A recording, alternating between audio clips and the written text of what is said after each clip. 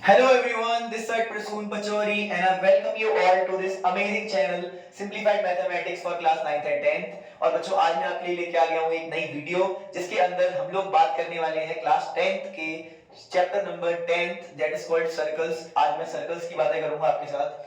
और सर्कल्स में ये इस वीडियो के अंदर सर आप हमें क्या कराओगे तो मैं आपको बता देता हूँ ऑलरेडी कि इसमें मैं आपको कराऊंगा सर्कल्स में सबसे पहले बेसिक बेसिक चीजें पढ़ेंगे हम। सीकेंट क्या होता है, टेंजेंट क्या होता है, नंबर ऑफ टेंजेंट्स कितनी बन सकती हैं, अगर पॉइंट कहाँ कहाँ होता है तो ये सब बातें करेंगे। और उसके बाद हम इसी वीडियो के अंदर मैं आपको ट्रायंगल सर्कल चैप्टर की तीनों थ्योरम्स जो इंपॉर्टेंट वाली है वो सारी की सारी इंपॉर्टेंट वाली थ्योरम्स इस वीडियो के अंदर मैं आपको कवर करा दूंगा।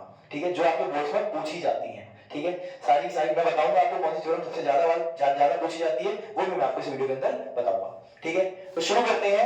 आपका जो दर्द है, दुख दर्द है आपका जो सर्कल्स का, उसको आप मिटा देंगे इस वीडियो के अंदर। मैं आपसे प्रॉमिस करता हूं आपको इस वीडियो को देखने के बाद आपको कोई और वीडियो देखने की, सर्कल्स की कोई और वीडियो देखने की जरूरत नहीं पड़ेगी। आपका जो भी दुख दर्द है वो इस वीडियो के अंदर सर्कल चैप्टर से खत्म हो जाएगा। ठीक है, और उसके बाद बचते हैं क्वेश्चंस। क्वेश्चंस के लिए मैं आपके लिए सेपरेट वीडियोस बनाने की भी सोच रहा हूं। ठीक है, उसके लिए प्लेलिस्ट अलग से बना दूंगा। ठीक है, तो आइए शुरुआत करते हैं सर्कल चैप्टर की। आइए बच्चों शुरू करते हैं। सबसे पहले बच्चों सर्कल चैप्टर जो है आपका, मैं आपको बताऊं अगर तो सर्कल चैप्टर आपका 6 से 7 मार्क्स का, मान के चलिए 6-7 नंबर का आपका सर्कल जो क्लास 10th का वो पूछा जाता है। ठीक है, अच्छा सर्कल चैप्टर में सर क्या क्या है हमें बस पढ़ने के लिए? तो सर्कल चैप्टर में देखो कितने टॉपिक्स हैं। एक तो सीकेंट हमें पढ़ना होता है, सीकेंट क्या होता है बस बेसिक नॉलेज होनी चाहिए। फिर टेंजेंट क्या होता है ये नॉलेज होनी चाहिए, है ना। अच्छा सर क्या इसमें हम आर्क और वो सब सेक्टर सेगमेंट ये सब इसे पढ़ते हैं? नहीं, वो आप एरिया रिलेटेड टू सर्कल एक चैप्टर बनाया गया उसके लिए अलग से, वो आप वहां पढ़ते हैं। यहाँ आपको केवल सीकेंट टेंजेंट पता होना चाहिए, फिर आपको नंबर ऑफ टेंजेंट्स के बारे में थोड़ी बहुत जानकारी होनी चाहिए, है ना। पॉइंट ऑफ कांटेक्ट क्या होता है ये पता होना चाहिए, और उसके बाद थ्योरम्स बचती हैं बस। इस चैप्टर में कुछ भी नहीं है भैया। अगर आपने थ्योरम्स एक बार अच्छे से कवर कर लिए हैं तो कुछ बचता नहीं है इस चैप्टर में। ठीक है, उसके बाद नंबर ऑफ क्वेश्चंस जितने आप प्रैक्टिस कर लो वो आपके ऊपर है। ठीक है, इस वीडियो के अंदर मैं आपको सारी इंपॉर्टेंट थ्योरम्स कवर करा दूंगा सर्कल से रिलेटेड, कहीं और वीडियो आपको देखने की जरूरत नहीं पड़ेगी, ये मैं आपको प्रॉमिस कर रहा हूं। ठीक है, तो आइए सबसे पहले देखते हैं सीकेंट क्या होता है, टेंजेंट क्या होता है। आइए समझते हैं। सबसे पहले मैं एक सर्कल बनाया, सर्कल बना लिया, इस पर कोई भी एक दो पॉइंट ले लो आप। मैंने मान लिया एक पॉइंट यहाँ है, एक पॉइंट यहाँ है। भैया सर्कल क्या होता है? सर्कल एक लोकस होता है बहुत सारे पॉइंट्स का, ठीक है, जिसकी डिस्टेंस सेंटर से सेम होती है। समझ में आ गई बात? हाँ सर। तो मैंने सर्कल पर कोई भी दो पॉइंट्स ले लिए, इन दोनों पॉइंट्स को मैंने ज्वाइन कर दिया। क्या कर दिया? ज्वाइन कर दिया एक लाइन के थ्रू। अगर एक लाइन है जो एक सर्कल को दो पॉइंट पर काट कर जा रही है, अगर एक सर्कल को दो पॉइंट पर एक लाइन इंटरसेक्ट कर रही है, तो इस लाइन का नाम ही प्यारे बच्चों सीकेंट होता है। क्या होता है? Secant. Sir what is secant? Secant is a line which intersect two points on a circle। दो सर्कल पर दो पॉइंट्स को इंटरसेक्ट करने वाली लाइन को बच्चों प्यार से क्या बोला जाता है? सीकेंट बोला जाता है। आई होप एंड बिलीव आपको समझ में आ गया होगा। तो सीकेंट हमारा हो चुका है। अब बात करते हैं टेंजेंट की। What is tangent? तो एक सर्कल है, एक सर्कल पर एक पॉइंट को टच करने वाली केवल टच करके जाने वाली जो लाइन होती है, इस लाइन का नाम क्या है बच्चों? टेंजेंट होता है। क्या होता है? टेंजेंट होता है। तो व्हाट इज टेंजेंट? अगर आपसे पूछो व्हाट इज टेंजेंट, तो बोलना sir tangent is that line which only touches the point on a circle। एक पॉइंट सर्कल पर किसी भी एक पॉइंट को टच करके गुजर जाने वाली लाइन को हम क्या कहते हैं? टेंजेंट कहते हैं। आई होप एंड बिलीव कि ये दोनों बातें आपको समझ में आई है कि सीकेंट क्या होता है और टेंजेंट क्या होता है। दोबारा बता दो एक बार, व्हाट इज सीकेंट? दो पॉइंट को किसी भी सर्कल पर दो पॉइंट को इंटरसेक्ट करने वाली लाइन को क्या बोला जाता है? सीकेंट बोला जाता है। तो टेंजेंट किसको बोला जाता है? एक सर्कल पर कोई भी एक पॉइंट है, उस पॉइंट को टच करके निकल जाने वाली लाइन को क्या बोलते हैं? टेंजेंट बोलते हैं। आइए थोड़ी और बेसिक बातें करते हैं। बेटा एक सर्कल पर ये जो पॉइंट है, जिस पॉइंट को ये टेंजेंट आपस में जो मतलब आप टच करके जा रही है, इसी पॉइंट का नाम होता है बेटा पॉइंट ऑफ कांटेक्ट। क्या बोला जाता है इसको प्यार से? Point of contact. अभी बस सुनते रहो शांति से, सब कुछ समझ में आने लगेगा धीरे धीरे। टेंशन मत लिया करो यार, मैं आ गया हूं, कोई टेंशन लेने वाली बात है नहीं। इसको क्या बोला जाता है? पॉइंट ऑफ कांटेक्ट बोला जाता है। समझ में आ गई बात? ये बिल्कुल सिंपल सिंपल बात कर रहा हूं मैं। सीकेंट टेंजेंट क्या होता है समझ में आया? इस पॉइंट को बोला जाता है पॉइंट ऑफ कांटेक्ट। अब एक सवाल मेरा आपसे यहां पर है, एक सवाल जो बहुत ही लॉजिकल बात है, वो मैं आपसे पूछने जा रहा हूं। इस सर्कल और इस टेंजेंट, ध्यान सुनिएगा, इस सर्कल और इस टेंजेंट के बीच में कितने ऐसे कॉमन पॉइंट्स होंगे जो लाई करेंगे? इस सर्कल और इस टेंजेंट के बीच में कितने कॉमन पॉइंट्स लाई करते हैं? तो आप बोलोगे sir there is only one point which is called point of contact जो दोनों में आ रहा होगा, दैट इज सर्कल और टेंजेंट। सर्कल और टेंजेंट के बीच में कॉमन पॉइंट अगर कोई है तो वो सिर्फ और सिर्फ पॉइंट ऑफ कांटेक्ट है, ठीक है। ये बात आपसे पूछी जाती है जो मैंने आपको बोलकर बताई। A point of contact is the only point which is common to both the circle and the tangent. समझ में आ गई बात? I hope it is clear to you. Secant क्या होता है? दो पॉइंट को इंटरसेक्ट करने वाली लाइन। टेंजेंट क्या होता है? एक पॉइंट को टच करके जाने वाली लाइन। और पॉइंट ऑफ कांटेक्ट जिस पॉइंट को टच करके जाती है उसी को क्या बोलते हैं? पॉइंट ऑफ कांटेक्ट बोलते हैं। I hope and believe कि आपको दोनों टर्म समझ में आई हैं कि क्या क्या क्या होता है, secant क्या होता है और टेंजेंट क्या होता है। अच्छा वो बेसिक बातें भी कर लोगे आप। अब यहाँ पे थोड़ी सी वो बेसिक बातें भी देख लो। एक सर्कल बनाया है, ये होता है सर्कल का सेंटर, इसको बोलते हैं मान लो O है, ये सर्कल का सेंटर है। किसी भी सर्कल के सेंटर से किसी भी सर्कल पर किसी भी पॉइंट तक की कोई लाइन हो उसको क्या बोलते हैं? प्यार से रेडियस बोलते हैं। क्या बोलते हैं? रेडियस। अगर मैं इसको पूरा बना दूं, रेडियस इस तरफ भी और रेडियस इस तरफ भी, तो ये कंप्लीटली क्या कहलाती है बेटा? इसको प्यार से बोलते हैं डायमीटर। क्या बोलते हैं? डायमीटर। आपको पता होना चाहिए डायमीटर जो होती है वो 2r के बराबर होती है, और इसको हम प्यार से भी बोलते हैं कि रेडियस जो होती है वो डायमीटर का आधा होती है। ठीक है भाई, तो रेडियस डायमीटर समझ में आया। सर कॉर्ड क्या होता है? ये भी बताओ तो सुन लो, ये भी वैसे बताने वाली बात तो नहीं है इस वीडियो में, पर ठीक है सुन लो। कॉर्ड क्या होता है? सर्कल पर कोई भी दो पॉइंट लेकर उनको ज्वाइन कर दो एक लाइन सेगमेंट से, तो ये आपकी कॉर्ड कहलाती है। और डायमीटर की तो एक कॉर्ड होगी, तो सर्कल पर दो पॉइंट है, इन दोनों को ज्वाइन करने वाली लाइन सेगमेंट को क्या बोला आपने? डायमीटर बोला। सर इसको डायमीटर क्यों बोल दिया? क्योंकि ये लॉन्गेस्ट कॉर्ड होती है इसलिए। सर्कल के सेंटर से पास करने वाली कॉर्ड को डायमीटर कहा जाता है। सर्कल के सेंटर से पास करने वाली कॉर्ड को डायमीटर कहा जाता है। आई होप एंड बिलीव ये बेसिक बातें आपको क्लियर है। अब सुनिए जरा, अब देखो दो टॉपिक हम पढ़ चुके हैं, अब हम टेंजेंट की बात कर रहे हैं, नंबर ऑफ टेंजेंट्स की। सुनो भाई, अब मान लो एक सर्कल है, इसके अंदर कोई भी एक पॉइंट लाई कर रहा है, इस सर्कल के अंदर कोई भी एक पॉइंट लाई कर रहा है, इस सर्कल के अगर अंदर कोई पॉइंट लाई कर रहा है, तो मैं आपसे पूछूं बताओ इस केस में, दिस इज केस नंबर 1, ये दिस इज केस नंबर 1। अगर कोई सर्कल के अंदर कोई पॉइंट लाई कर रहा है तो बताओ नंबर ऑफ टेंजेंट्स यहां पर कितनी बन जाएंगी? आप बस मुझे इतना बता दीजिए, अगर सर्कल के अंदर कोई पॉइंट है तो नंबर ऑफ टेंजेंट्स कितनी बनेगी? आप बोलोगे सर नंबर ऑफ टेंजेंट्स कैसी बात कर दी सर, इसमें तो कोई भी नंबर ऑफ टेंजेंट बन ही नहीं पाएगी। क्यों? क्योंकि यहां से अगर आप कोई लाइन बनाओगे, कोई भी लाइन सेगमेंट लाइन बनाओगे, तो वो लाइन तो इस सर्कल को दो पॉइंट पर काटेगी, और ये लाइन तो सर सीकेंट होती है, आपने बताया ये तो टेंजेंट हो ही सकती है। तो नंबर ऑफ टेंजेंट्स इस केस में कितनी होती है बेटा? 0 बनती है। यानी केस नंबर 1 है जब पॉइंट जो है वो आपका सर्कल के अंदर बैठा हो, तब आपकी नंबर ऑफ टेंजेंट्स 0 होती है। कितनी होती है प्यारे बच्चों? 0 होती है। साथ साथ बोलते चलिएगा, याद हो जाएंगे आपको। ठीक है, केस नंबर 2 बेटा, अगर आपका कोई पॉइंट सर्कल पर लाई करे, अगर आपका कोई पॉइंट सर्कल पर कहीं पर भी लाई कर रहा है, मान लीजिए यहां लाई कर रहा है, अगर सर्कल पर कोई पॉइंट लाई कर रहा है तो इससे आप कितनी टेंजेंट ड्रॉ कर सकते हैं? How many tangents you can draw from this point? तो इससे केवल एक ही टेंजेंट ड्रॉ की जा सकती है, that is number of tangents यहां पर कितनी बनेगी? ओनली 1। नंबर ऑफ टेंजेंट कितनी बनेगी? ओनली 1। दोबारा बताता हूं एक बार, सर्कल के अंदर कोई पॉइंट बैठा है तो नंबर ऑफ टेंजेंट्स कितनी बनेगी बेटा? 0। क्यों? क्योंकि यहां से कोई भी टेंजेंट ड्रॉ नहीं की जा सकती है। सर्कल पर कोई पॉइंट बैठा है तो नंबर ऑफ टेंजेंट्स कितनी बनेगी? सिर्फ और सिर्फ एक बन सकती है, सिर्फ और सिर्फ एक, और वही आपने बता दी कि नंबर ऑफ टेंजेंट्स कितनी बनेगी? 1। अच्छा, केस नंबर 3 देखो बच्चों, केस नंबर 3 देखो, ये थोड़ा सा इंटरेस्टिंग है। अगर एक सर्कल है, इस सर्कल के बाहर कोई पॉइंट बैठा है, लेट्स सपोज करो P एक पॉइंट बैठा है, तो यहां से आप कितनी टेंजेंट ड्रॉ कर सकते हो बच्चों? तो यहां से आप दो टेंजेंट ड्रॉ कर सकते हो ऐसे। ठीक है जी, ऐसे आप दो टेंजेंट ड्रॉ कर सकते हो। मतलब केस 3 ये है कि अगर आपका एक कोई भी पॉइंट एक्सटर्नल है तो उस एक्सटर्नल पॉइंट से नंबर ऑफ टेंजेंट्स 2 ड्रॉ की जा सकती है। मतलब कितनी टेंजेंट्स ड्रॉ कर सकते हो आप? 2 टेंजेंट्स आप ड्रॉ कर सकते हो ऐसे, जैसे मैंने आपको दिखाया। समझ गए? मेरे ख्याल से आपको समझ में आई है। सीकेंट क्या होता है दोबारा बता रहा हूं, दो पॉइंट को इंटरसेक्ट करने वाली लाइन को सीकेंट कहा जाता है, एक पॉइंट को टच करके जाने वाली लाइन को टेंजेंट कहा जाता है सर्कल पर। ठीक है, अच्छा सर्कल में नंबर ऑफ टेंजेंट्स कैसे डिसाइड करते हैं? अगर पॉइंट अंदर बैठा है तो नंबर ऑफ टेंजेंट्स बनेगी ही नहीं, अगर पॉइंट सर्कल पर बैठा है तो नंबर ऑफ टेंजेंट 1, अगर पॉइंट सर्कल से बाहर बैठा है तो नंबर ऑफ टेंजेंट्स 2। क्या आपको ये बात समझ में आ गई? अब इन्हीं से रिलेटेड कुछ थ्योरम्स आपके सिलेबस में है जो आपको पढ़नी है। अब मैं वो शुरू कर रहा हूं, अगर आपको ये बेसिक बात समझ में आया तो अब वो आपको अच्छे से समझ में आएगी। अच्छा एक बात और बताता हूं, आप एक बात नोट कर लीजिए, किसी भी बिटवीन एनी टू लाइंस, ये बात आप नोट कर लीजिए, कॉन्सेप्ट नहीं समझ लीजिए तरीके का। Between any two lines the shortest distance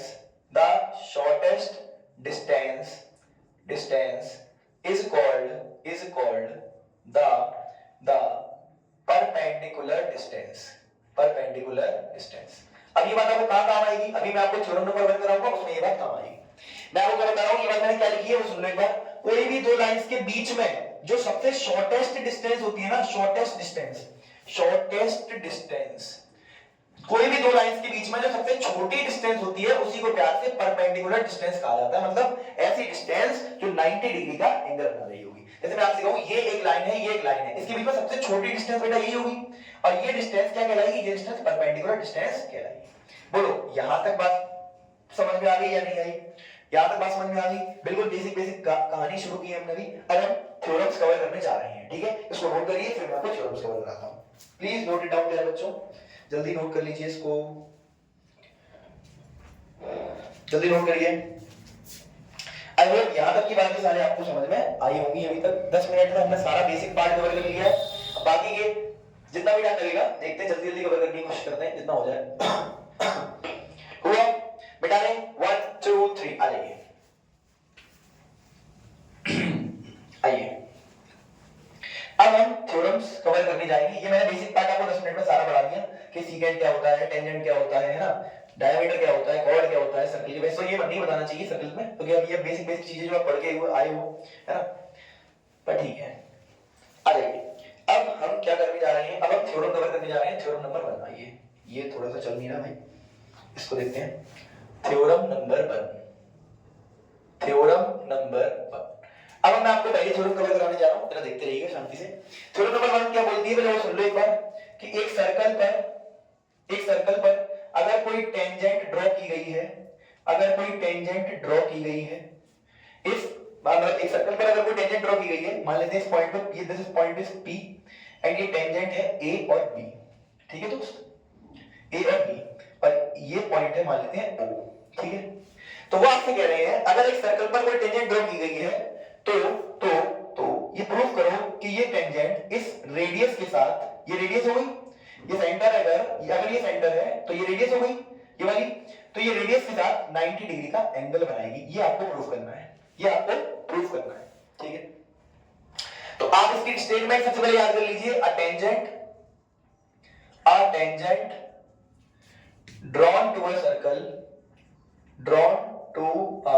circle, is perpendicular, a tangent drawn to a circle is perpendicular to the radius of the circle through the point of contact, ठीक है दोस्त। तो ये मैंने आपकी स्टेटमेंट भी लिख दी कि थ्योरम नंबर 1 में स्टेटमेंट क्या कहता है कि टेंजेंट जो आपने ड्रॉ की है, सर्कल पर जो आपने टेंजेंट बनाई है वो परपेंडिकुलर होती है रेडियस के, ये आपको प्रूफ करना है, ठीक है। Of the circle to the point of contact से सर्कल की रेडियस तक ये पॉइंट, ये जो है प्रूफ हमें प्रूफ करना है कि ये 90 डिग्री की होती है। तो हमें सबसे थ्योरम ये स्टेटमेंट लिख दिया, फिर आप लिखिए गिवन में क्या दिया है सर, गिवन में क्या दिया है हमें, गिवन में दिया है that AB is a tangent, ये हमें गिवन में दिया है, ठीक है जी। बहुत सिंपल सा प्रूफ है, बच्चे से डरते हैं पता नहीं क्यों, मुझे समझ नहीं आता। गिवन टू प्रूफ, आइए जरा प्रूफ, हमें प्रूफ क्या करना है पहले बोल दीजिए। हमें प्रूफ करना है दैट OP परपेंडिकुलर होगा AB के, ये हमें प्रूफ करना है, ये तो प्रूफ करना है कि OP is perpendicular to AB, ये प्रूफ करना है ना। हां सर, तो इसको प्रूफ करते हैं, आइए प्रूफ देखते हैं इसका। अच्छा प्रूफ में सबसे पहले मैं क्या कर रहा हूं, ध्यान से देखिएगा। मैं इस सर्कल पर एक पॉइंट मान ले रहा हूं, लेट्स सपोज कर लो मैंने AB मान लिया, इसको C मान लेता हूं, एक OC एक पॉइंट मान लिया, एक सर्कल पर एक पॉइंट माना, और इसके जस्ट नीचे ही यहां पर एक D पॉइंट मान लिया, क्या मान लिया, D पॉइंट मान लिया, D या D मत मानो Q मान लो, D मत मानो Q मान लो, एक ऐसे रैंडम कोई पॉइंट मान लिया, Q मान लिया, क्या मान लिया, Q मान लिया। मैंने क्या किया, मैंने मान लिया लेट मैं जो भी मैंने माना वो लिखूंगा यार, late C be a point on circle and Q be a point on AB tangent, ठीक है दोस्त। जो भी हमने माना है वो हमने लिख लिया। And join OC and OQ and join OC and OQ। उसके बाद हमने क्या किया, इस O को C से ज्वाइन कर दिया और इसी जो C को ज्वाइन किया था इसी से हमने OQ को ज्वाइन कर दिया। क्या यहां तक आपको बात समझ में आ गई? आ गई सर। अब एक बात बताओ, बस मुझे इस फिगर को देखकर बस आप मुझे लॉजिकली ये बता दो, क्या ये OQ डिस्टेंस इस OC से बड़ी नहीं है? बड़ी है सर, ऑब्वियस सी बात, क्या बात प्रूव कर दी सर आपने। OQ से ये OC डिस्टेंस बड़ी है या नहीं है? हाँ सर बड़ी है। तो मैं लिख सकता हूं OQ is greater than OC। इस फिगर को देखकर फ्रॉम फिगर हम बोल सकते हैं OQ is greater than OC। Sir क्यों ऐसा बोल सकते हैं, OQ बड़ा है और OC छोटा है? क्योंकि सर Q जो है वो आउटसाइड द सर्कल है। Q is outside the circle। Q is outside the circle। बेटा बहुत सिंपल सा प्रूफ है, अगर यही देखते रहोगे सारी चीजें आपको समझ में आ जाएंगी, मैं गारंटी के साथ कह सकता हूं। समझ गए? ठीक है। OQ is greater than OC है, ये वाली distance OQ is greater than OC है, इस वाली डिस्टेंस से बड़ी है। ये OQ जो है इस OC से बड़ा है। रीजन बीइंग क्योंकि Q बाहर बैठा है और Q सर्कल के बाहर बैठा है और C सर्कल पर ही है, इसलिए। समझ गए? हाँ सर। एक बात बताओ, क्या आपको लगता नहीं है कि OP और OC बराबर है आपस में? OP और OC आपस में बराबर होंगे, ये नहीं लगता आपको? क्यों सर? क्योंकि दोनों रेडियाई ऑफ सर्कल है, बिकॉज़ बोथ आर रेडियल या बोथ रेडियस। देखो भाई O से लेके इस O सेंटर से लेके यहां तक की सर्कल पर उसी पॉइंट तक की दूरी को क्या बोलते हैं? रेडियस। ये भी रेडियस है और ये भी रेडियस है। यहां से लेके यहां तक की दूरी को, ये भी रेडियस है, ये भी रेडियस है। तो ये दोनों डिस्टेंसेस आपस में बराबर होंगी। मैंने कहा हां, सही बात है। एक बात बताओ, अगर OQ OC से बड़ा है तो मैं क्या ये भी बोल सकता हूं कि OQ बेटा OP से भी बड़ा होगा? क्या अगर OQ OC से बड़ा है और OC OP के बराबर है तो OQ जो होगा वो OP से भी बड़ा होगा? क्या ये वाली बात भी सच है भैया? हाँ सर सच है कि सर OQ जो है ना वो हमारे इस OP यानी कि इस वाली डिस्टेंस OP से भी बड़ा है। OQ जो है ना वो OP से भी बड़ा है। यहां तक बात समझ गए? हाँ। एक बात बताओ, सिमिलरली शब्द का इस्तेमाल कर क्या मैं ये बोल सकता हूं? क्या मान लो मैंने यहां एक पॉइंट लिया, Q यहां ले लिया, मान लेते हैं Q डैश यहां ले लिया, ये Q डबल डैश ले लिया, है ना? ऐसे ही कोई रैंडम पॉइंट ले लेते हैं Q ट्रिपल डैश।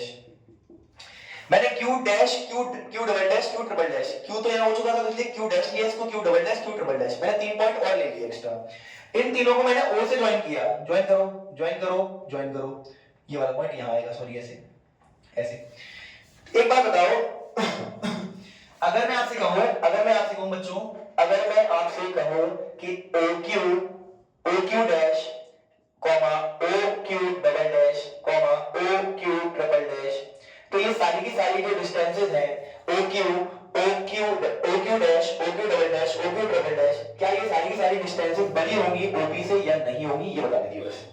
मतलब आप ये कहना चाहते हो कि सर इस लाइन AB पर अगर मैंने Q डैश लिया है और उसको O से ज्वाइन करा है तो ये OQ डिस्टेंस इस OP से बड़ी आएगी? मैंने कहा यही कहना चाहता हूं। ऐसा आप फिर ये भी कहना चाहते हो कि Q डबल डैश OQ, अगर आपने OQ डबल डैश ज्वाइन कर दिया है तो ये OQ डबल डैश, क्योंकि Q बाहर बैठा है इसीलिए OP डिस्टेंस से बड़ी डिस्टेंस क्या होगी? OQ डबल डैश होगी। ऐसे ही OQ single dash OQ double dash OQ triple dash, इस लाइन पर इस पॉइंट P को छोड़कर, इस लाइन AB पर इस पॉइंट P को छोड़कर आप कोई भी पॉइंट लोगे तो उसकी डिस्टेंस O से हमेशा बड़ी आएगी। कैसी आएगी? बड़ी आएगी। मतलब OP डिस्टेंस से उसकी उस पॉइंट की डिस्टेंस हमेशा कैसी आएगी? बड़ी आएगी। यही मैंने यहाँ दिखाया है। सिमिलरली शब्द का इस्तेमाल करके ये लिख दिया मैंने। अच्छा एक बात बताओ, हेंस this implies, आप लिखोगे this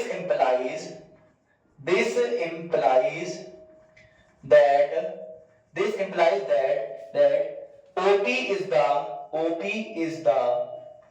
the shortest distance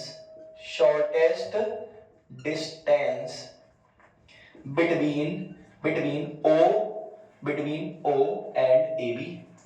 आप मुझे बताइए कि अगर मैं बोलना चाहूं तो क्या मैं ये नहीं बोल सकता कि O और AB, ये वाली लाइन O और AB इन दोनों के बीच में सबसे छोटी डिस्टेंस क्या होगी? तो आप बोलोगे सर OP डिस्टेंस सबसे छोटी डिस्टेंस होगी।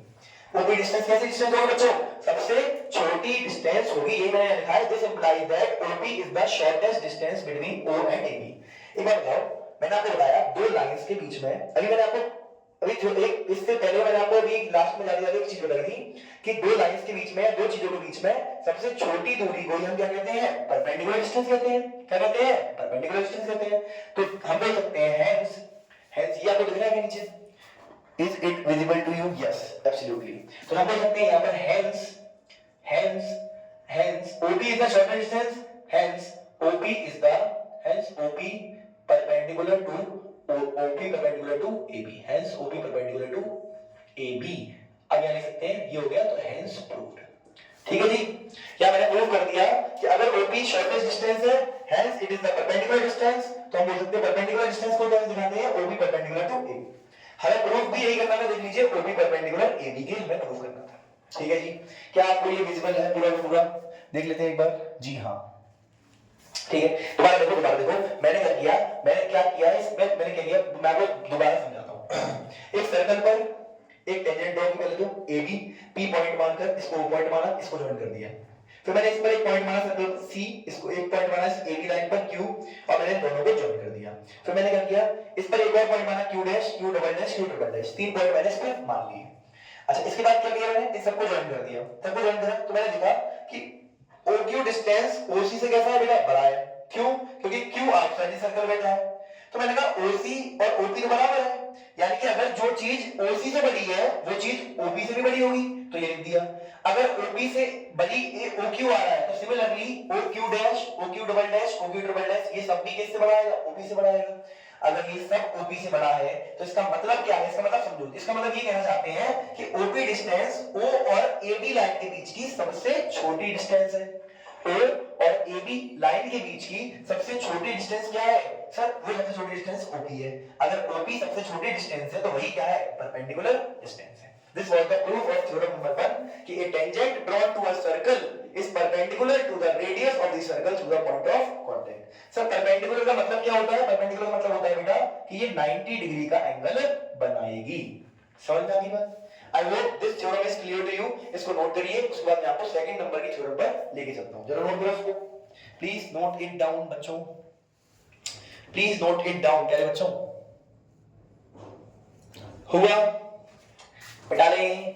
दिस वाज थ्योरम नंबर 1, बहुत बार पूछी जाती है एग्जाम में. ठीक है, अच्छी है, थोड़ा बच्चों को अजीब लगती है, थोड़ा समझने वाली चीजें ज्यादा है इसमें, इसलिए समझने वाली चीजें ज्यादा है, लिखने वाली चीजें थोड़ी सी कम है, इसलिए. समझ गए क्या?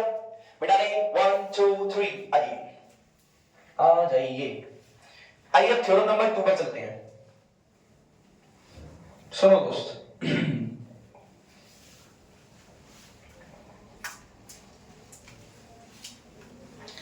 सुनो दोस्त, आओ.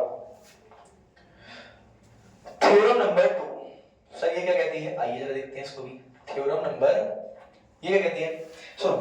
थ्योरम नंबर 2 क्या कहती है, स्टेटमेंट लिख देंगे. पहले सर्कल बना लेते हैं. एक सर्कल है, मैं आपको समझा देता हूं कि थ्योरम नंबर 2 क्या कह रही है. एक सर्कल है, अगर एक बाहर कोई पॉइंट है, मान लेते हैं P पॉइंट है. अगर इस P पॉइंट से एक टेंजेंट ऐसे ड्रॉ की जाए और एक टेंजेंट बेटा ऐसे ड्रॉ की जाए. अगर एक सर्कल पर एक टेंजेंट ऐसे ड्रॉ की गई है और एक टेंजेंट ऐसे ड्रॉ की गई है ना, एक टेंजेंट ऐसे ड्रॉ की गई है, तो वो ये बोलते हैं कि सर अगर ये मान लेते हैं सेंटर है, सेंटर O है और मैं अगर इसको इससे ज्वाइन कर दूं और इसको इससे ज्वाइन कर दूं तो वो ये पूछ रहा है, वो ये कहते हैं कि प्रूफ करो दैट, मान लो ये A है और ये B है. वो ये प्रूफ करना चाहते हैं, आपसे प्रूफ करवाना चाहते हैं कि PA बराबर PB होगा. मतलब अगर एक बाहर एक्सटर्नल पॉइंट से सर्कल पर दो टेंजेंट्स ड्रॉ की जाएं तो उनकी लेंथ आपस में बराबर होती है, ये आपसे कह रहे हैं. सर समझ में नहीं आया, मैंने कहा आइए बताता हूं.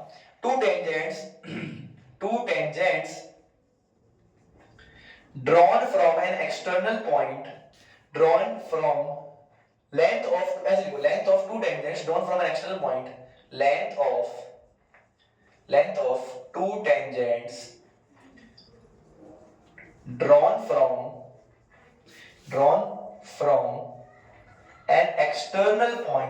an external point,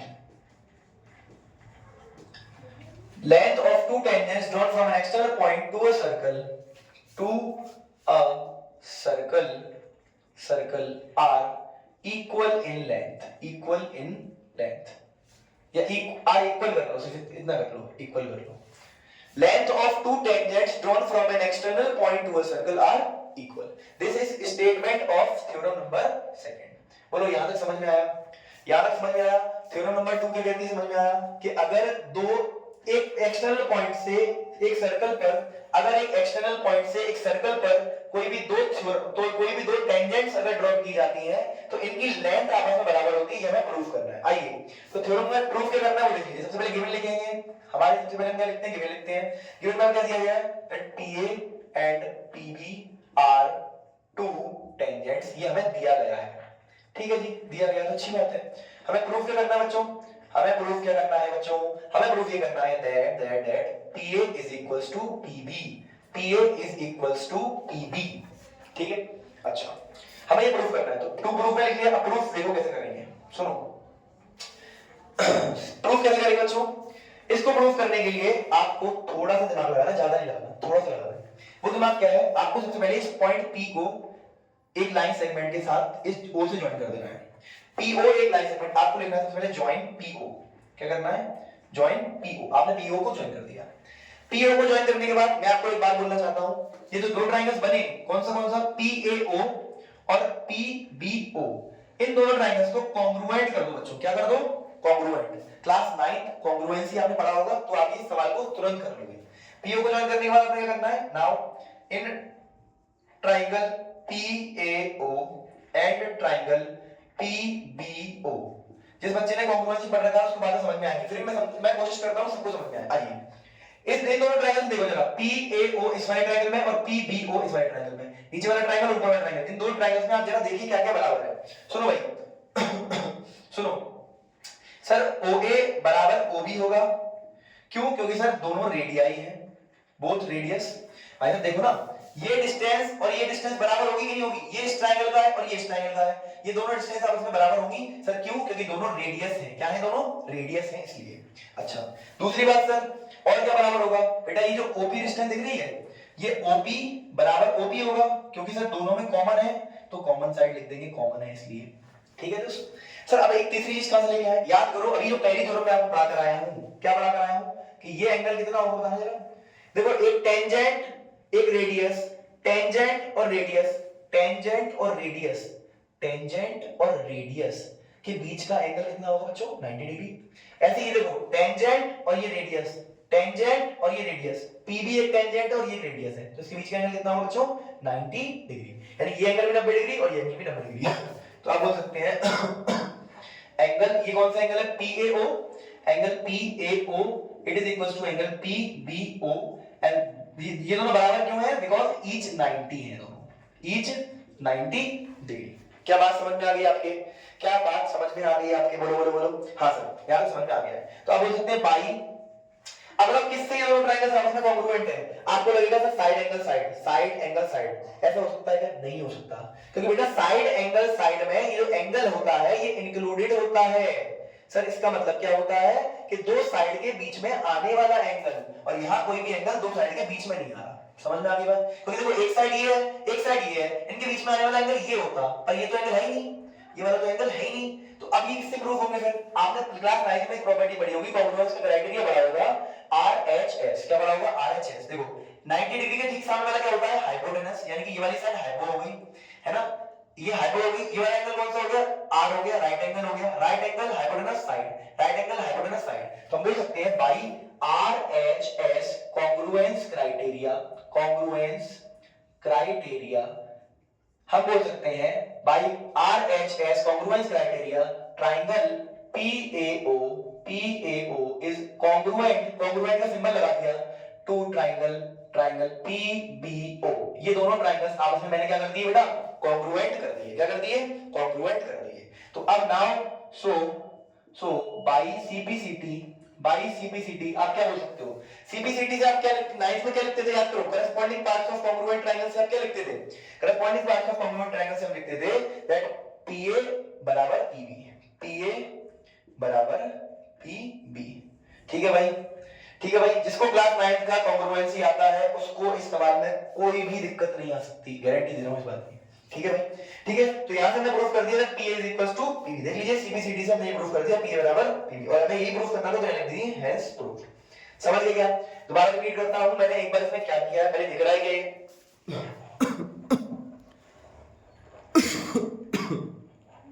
बहुत खांसी हो रखी है भैया, ठीक है दिख रहा है आपको।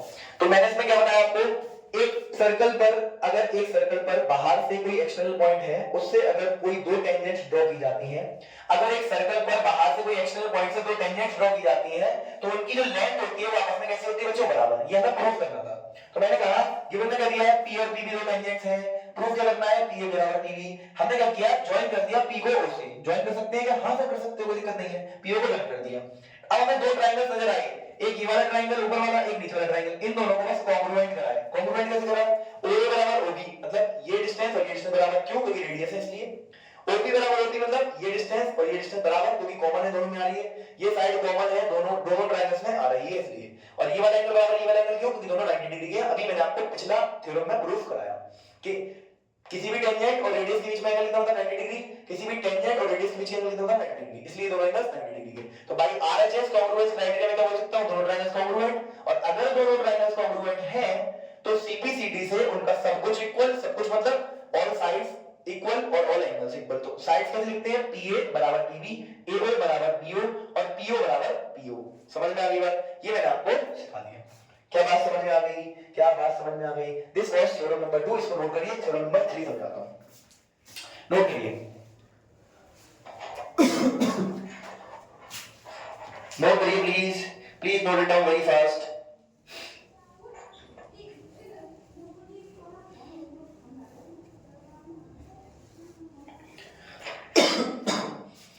नोट कर लिया, नोट कर लिया क्या भाई, मिटा लो क्या,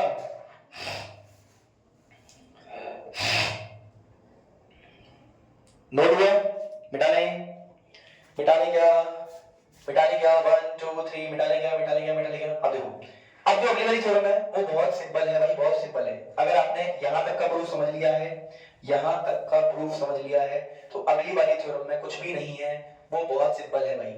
सुनो भाई, सुनो, नेक्स्ट जो थ्योरम है वो बहुत इजी है। ऐसी ही एक थ्योरम है, ऐसी देखो, दोबारा से ये फिगर बनाऊंगा, वापस से यही फिगर बनाऊंगा, टेंशन मत लो, ठीक है। वैसे तो इसी में करवा देता, पर ठीक है, दोबारा कर लो, कोई दिक्कत नहीं है, नुकसान नहीं होगा कुछ भी। सुनो, थ्योरम नंबर 3 के क्या बोलती है वो सुन लीजिए एक बार। थ्योरम नंबर 3 आपसे क्या बोलती है बच्चों, बच्चों थ्योरम नंबर 3 क्या कहती है आपसे कि if length of two tangents, length of two tangents drawn from an external point,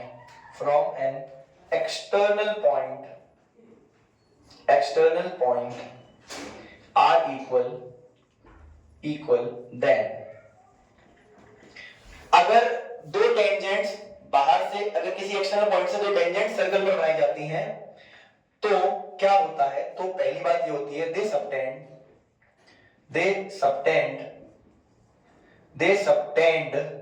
equal angle at the center, वो सेंटर पर इक्वल एंगल सबटेंड करते हैं। दूसरी बात बच्चों क्या, दूसरी बात ये, they subtend equal angle at the centre. दूसरी बात ये, they are equally inclined, they are equally inclined to the segment they are equally inclined to the segment joining the center to that point, ठीक है भाई। Sir ये क्या नाम था लिखवा दिया आपने, मैंने कुछ नहीं, बहुत सिंपल सी बात है, ये सारी बातें आपको समझाता हुआ चलूंगा, मैं टेंशन क्या बात के ले रहे हो यार, समझ में आ गई बात। सुनो क्या है, थ्योरम नंबर 3 में क्या बोल रहे हैं, अगर आपकी दो टेंजेंट है जो एक बाहर किसी एक्सटर्नल पॉइंट से ड्रॉ की अगर बनाई जाती है, अगर वो बराबर है तो वो इक्वल एंगल सबटेंड करती है एट द सेंटर, और वो इक्वल एंगल बनाती है at the segment joining the centre to that point. क्या बात करना चाहते हैं समझाता हूं। मान लीजिए एक सर्कल ये ना, मान लीजिए आपके पास एक सर्कल है ऐसा, मान लीजिए एक सर्कल है ऐसा, एक पॉइंट P रहा बाहर, ये इससे एक लाइन सेगमेंट ऐसी ड्रॉ कर दी, इससे एक लाइन सेगमेंट ऐसी ड्रॉ कर दी। अब देखो इस पॉइंट को मैं कह रहा हूं A पॉइंट, इस पॉइंट को मैं कह रहा हूं B पॉइंट, इसको कह रहा हूं सेंटर पॉइंट, इसको कह रहा हूं O पॉइंट, ठीक है। इसको इससे ज्वाइन कर दो, इसको इससे ज्वाइन कर दो, और इसको इससे ज्वाइन कर दो, ठीक है भाई, ठीक है। हाँ अब सुनो, वो ये कह रहे हैं कि अगर दो टेंजेंट्स की लेंथ आपस में बराबर है तो हम बोल सकते हैं, अगर ये वाली जो लेंथ है, ध्यान से देखो, अगर ये PA बराबर पीबी है तो हम बोल सकते हैं दैट ये वाला एंगल और ये वाला एंगल ये आपस में बराबर होगा, ये वाला एंगल और ये वाला एंगल ये आपस में बराबर होगा, ये कहना चाहते हैं बस। पहले वाले का मतलब ये सेंटर पर इक्वल एंगल बनाते हैं, मतलब ये वाला एंगल और ये वाला एंगल बराबर। दूसरे वाले लाइन में कहना चाहते हैं कि ये वाला एंगल और ये वाला एंगल बराबर, मतलब line segment joining the centre to the point, point से सेंटर तक को जॉइन करने वाली लाइन सेगमेंट के बीच में जो एंगल बनता है वो इक्वल होता है। क्या होता है? इक्वल। तो ये वाली बात आपको प्रूफ करनी है। तो अभी आपने जो प्रूफ करा था सेम टू सेम वैसा ही प्रूफ है, सेम टू सेम, कुछ नहीं अलग करना। क्या करना है? सुनो, सबसे पहले गिवन लिखो। गिवन में क्या लिखा है? गिवन में क्या दिया है आपको? दैट पीए, गिवन में क्या दिया है? गिवन में क्या दिया? PA and PB are two tangents, PA and PB are two tangents, ठीक है भाई? हाँ सर, ये हमें गिवन दिया है। सर टू प्रूफ, हमें प्रूफ क्या करना है? बताओ बताओ, what do we have to prove? हमें प्रूफ क्या करना है? हमें प्रूफ ये करना है दैट एंगल मान लेते हैं हमें ये एंगल 1 है, ये एंगल 1 है मान लो, ये एंगल 2 है, ये एंगल 3 है, ये एंगल 4 है। हमें प्रूफ ये करना है एंगल 1 बराबर एंगल 2 एंड एंगल 3 बराबर एंगल 4। मैंने मान लिया कि ये इसको एंगल 3 बोला, इसको 4, इसको 1, इसको 2, समझ गए? ठीक है, हमें ये प्रूफ करना है। प्रूफ करते हैं, आइए प्रूफ करते हैं। आइए सुनिए, इन ट्रायंगल, फिर से दो ट्रायंगल सही हैं, PAO एंड ट्रायंगल, अब मैं थोड़ा जल्दी करूंगा, PBO। PAO और PBO ये दोनों ट्रायंगल्स को कॉन्ग्रुएंट करो वापस से। अगर मैं कॉन्ग्रुएंट करना चाहता हूं तो अभी तो किया था, फिर से वही बात कर रहे हैं, OA बराबर OB। क्यों सर? क्योंकि दोनों रेडियस हैं, दोनों रेडियस हैं सर्कल की, इसलिए। अच्छा, OA बराबर OB है, और क्या है सर? OP बराबर OP है। क्यों सर? क्योंकि सर दोनों ही क्या है? कॉमन है, दोनों में आ रहा है ट्रायंगल में, दोनों ट्रायंगल्स में ये वाली साइड आ रही है। और सर तीसरी वाली बात क्या है? तीसरी वाली बात ये है कि यहाँ पर ये जो एंगल बनेगा और यहाँ पर ये जो एंगल बनेगा, ये कितना बनेगा? 90 डिग्री। क्यों? टेंजेंट रेडियस, टेंजेंट रेडियस, इसके बीच का angle 90 degree, tangent radius, tangent radius के बीच का एंगल 90 डिग्री। हम बोल सकते हैं दैट एंगल कौन सा? ये angle PAO will be equals to angle PBO। And क्यों बराबर है ये दोनों? क्योंकि both 90 है, each 90 डिग्री। बोलो यार, समझ में आ गया? हाँ सर। तो हम बोल सकते हैं बाई RHS हम बोल सकते हैं triangle PAO is congruent to triangle PBO। क्या ट्रायंगल PAO और ट्रायंगल PBO कॉन्ग्रुएंट कर दिया आपने? बोलो क्या आपने दोनों ट्रायंगल्स कॉन्ग्रुएंट कर दिए? जी हाँ, कर दिए। अगर दोनों ट्रायंगल्स कॉन्ग्रुएंट तो आप क्या बोल सकते हैं? क्या बोल सकते हैं? बाई CPCT बोलो, by CPCT corresponding parts of congruent triangles के थ्रू आप क्या बोल सकते हैं बच्चों? आप बोल सकते हैं that PA is equals to PB, PA is equals to PB, ये हम प्रूफ भी कर चुके थे ऑलरेडी। एंड आप बोल क्या बोल सकते हैं? बताओ, एंगल भी बराबर होते हैं बच्चों। अगर अगर ये दोनों ट्रायंगल्स कॉन्ग्रुएंट हैं तो इनका सब कुछ इक्वल, सब कुछ इक्वल मतलब सारे एंगल्स आपस में बराबर, सारे एंगल्स आपस में बराबर, सारी साइड्स आपस में बराबर। देखो एंगल कौन कौन सा बराबर होगा? एंगल P बराबर एंगल P होगा, मतलब ये वाला एंगल पूरा P आपस में बराबर होंगे। सो सॉरी बच्चों, रियली सॉरी, थोड़ा सा है एंगल खराब।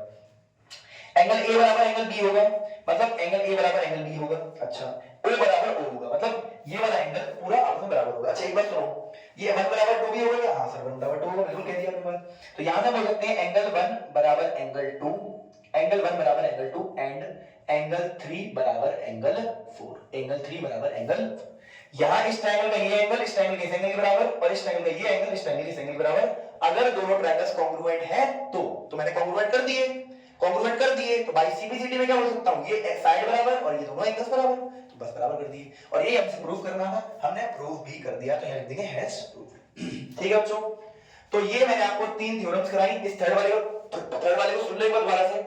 अगर एक सर्कल पर बाहर किसी पॉइंट से, अगर एक सर्कल पर बाहर किसी पॉइंट से दो टेंजेंट ड्रॉ की जाती हैं तो वो सेंटर पर इक्वल एंगल सेपरेट करती हैं, प्लस वो PO को अगर ज्वाइन करोगे तो यहां पर जो एंगल्स बनेंगे दोनों ये आपस में बराबर होंगे, मतलब 3 बराबर 4 होगा और 1 बराबर 2 होगा। ये बात इंग्लिश में लिखी हुई है। If length of two tangents drawn from an external point are equal, अगर दो टेंजेंट की लेंथ आपस में बराबर है तो उस कंडीशन में क्या होगा? They subtend equal angle at the centre. वो सेंटर पर कैसा एंगल सबटेंड करेंगे? इक्वल, मतलब बराबर एंगल बनेंगे, और they are equally inclined to the segment joining the centre to that point. समझ में आ गई बात? प्रूफ कैसे करा है? बस कुछ नहीं करा मैंने, इन दोनों ट्रायंगल्स को कॉन्ग्रुएंट कर दिया है बाय CPCT। जैसे कॉन्ग्रुएंट दिखे वैसे एंगल 1 बराबर 2 और 3 बराबर 4। मेरे ख्याल से ये दोनों तीनों थ्योरम्स आपको समझ में आ गई हैं। ठीक है जी, तो मैंने आपको इस वीडियो के अंदर सारा सर्कल का सारा basic concept, that is secant, tangent क्या होता है, सीकेंट क्या होता है, नंबर ऑफ टेंजेंट्स कितनी बनती हैं, डायमीटर क्या होता है, कॉर्ड क्या होता है, रेडियस क्या होती है, सारी बेसिक बातें कर ली है। उसके साथ साथ तीन इंपॉर्टेंट थ्योरम, सर्कल की जो तीन इंपॉर्टेंट थ्योरम है जो एग्जाम में पूछी जाती है बच्चों। ये थ्योरम नंबर 2 मैं बता रहा हूं कौन सी थ्योरम सबसे इंपॉर्टेंट है इन तीनों में से। इन तीनों में सबसे सबसे सबसे इंपॉर्टेंट थ्योरम कौन सी बच्चों, तो वो सुन लीजिए।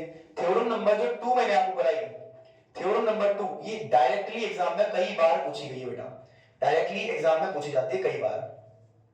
और this is very very very very important भाई, इसके बारे में क्या ही बोलूं मैं। This is super duper important for class 10 CBSE board, चाहे वो स्टैंडर्ड हो चाहे वो बेसिक का बच्चा हो, कोई भी बच्चा हो, उन दोनों के लिए थ्योरम नंबर 2 और 3 वाली, ये 2 और 3 थ्योरम बहुत इंपॉर्टेंट है बच्चों। 2 और 3 इसमें 2 सबसे ज्यादा इंपॉर्टेंट है, ठीक है। अच्छा इस बात का मतलब सर ये कहना चाहते हो कि थ्योरम नंबर 1 इंपॉर्टेंट नहीं है, मैंने कहा नहीं बेटा ये नहीं कह रहा हूं, मैंने ये नहीं बोला, मैंने बस ये बोला कि थ्योरम नंबर 2 कई बार एग्जाम में डायरेक्टली पूछी गई है, तो इसलिए आप उसको पढ़ते हुए चलें।